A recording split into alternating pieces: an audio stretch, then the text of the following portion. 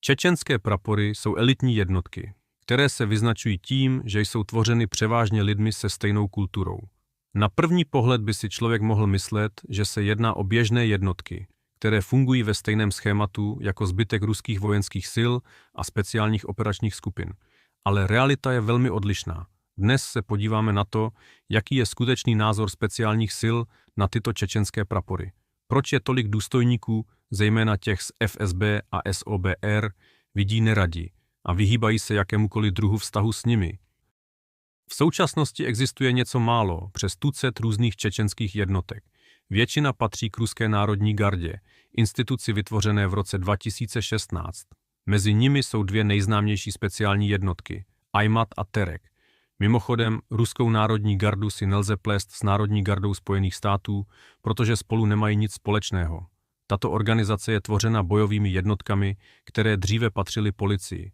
Nemají tanky, ozbrojené vrtulníky ani těžké dělostřelectvo. Jejich výzbroj se skládá především z pušek, obrněných vozidel a obrněných transportérů pěchoty BTR. Kromě Národní gardy existují také čečenské prapory v rámci pravidelné armády, i když v menším počtu.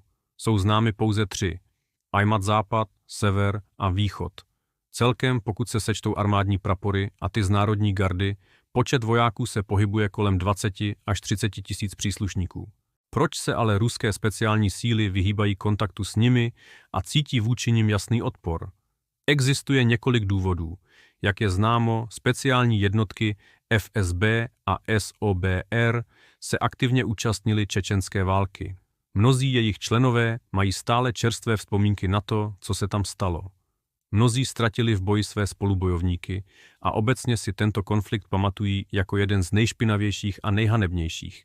Ne každý s tímto pohledem souhlasí, ale v soukromých rozhovorech mnozí důstojníci ruských speciálních sil projevují velké obavy z možnosti, že se tyto čečenské prapory nakonec obrátí proti nim.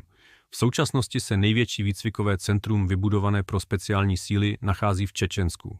Zde se často pořádají soutěže mezi různými jednotkami z celé země, nicméně někteří ruští důstojníci se odmítají účastnit. To bylo to, co před několika lety udělal moskevský SOBR. Domnívají se, že ukazovat své tváře, schopnosti a bojové zkušenosti v Čečensku je něco, co nelze akceptovat.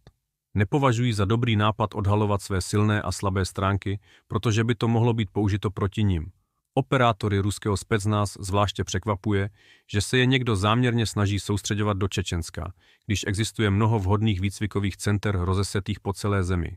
Také se ví, že od roku 2000 si čečenské ministerstvo vnitra mnohokrát vyžádalo informace o mužích ruských speciálních sil.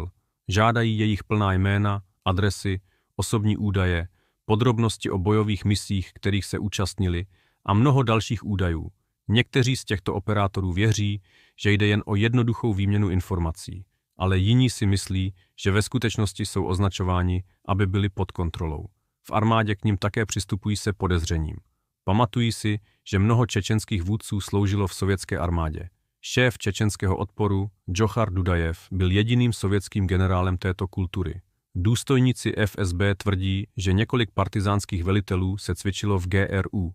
Navíc, podle sovětských archivů, se během druhé světové války často vyhýbali službě a utíkali do hor, aby se připojili k místním bandám. Až do dnešního dne je Čečensko jedinou ruskou republikou, z níž se neschvaluje odvod vojáků. FSB také nedůvěřuje a nemá rádo čečenské prapory. Pro mnohé je dohoda s Čečenskem jen pauzou v konfliktu, dosaženou proto, že vláda jim dala hodně peněz. Je také třeba chápat, jak ruské tajné služby vnímají obraz důstojníka. Nenápadný, upravený, dobře vypadající, hladce oholený a s krátkými vlasy.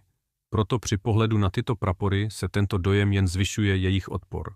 Od sovětské éry existuje pravidlo, které nikdo nenapsal, ale které se dodržuje ve FSB, FSO a dalších elitních jednotkách. Nepřijímají do svých řad lidi čečenského původu ani do svých výcvikových center.